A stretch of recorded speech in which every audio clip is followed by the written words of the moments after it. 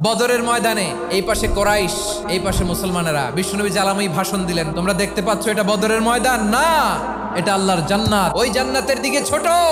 বিশ্বনবীর কথা শোনা মাত্র সাইয়েদনা উমাইর ইবনুল হুমাম বললেন বাখ বাখ, মানে চমৎকার।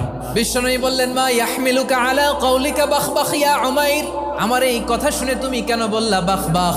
ইয়া রাসূলুল্লাহ, আপনার এই কথা শুনে আমি বড্ড খুশি হয়েছি, আর আমি প্রত্যাশা করছি আমি যদি ওই জান্নাতের মালিক হতে পারি তাহলে কতই না ভালো হতো। সুবহানাল্লাহ বলেন। বিশ্বনবী বললেন উমাইর আনতা মিন আহলিহা, তুমি ওই জান্নাতের অধিবাসী, তুমি জান্নাতি। উমাইর চিন্তা করলেন আমি জান্নাতি, নবীর মুখ দিয়ে যখন বেরোইছে ওই জান্নাতে তো আমার ঢুকতেই হবে, কিন্তু হাতে 3টা খেজুর খেয়ে যদি জেহাদের ময়দানে যাই তাহলে জান্নাতে যেতে তো দেরি হয়ে যাবে। এই চিন্তা আসা মাত্রই খেজুর 3টাকে তিনি ছুঁড়ে মারলেন, তলোয়ার বের করে আল্লাহু আকবার বলে বদরের ময়দানে ঝাঁপিয়ে পড়লেন। আল্লাহর শত্রুদেরকে কচুকাটা করে এক পর্যায়ে শাহাদাতের সুধা পেয়ে নিজেও জান্নাতি হয়ে গেলেন। পড়েন সুবহানাল্লাহ।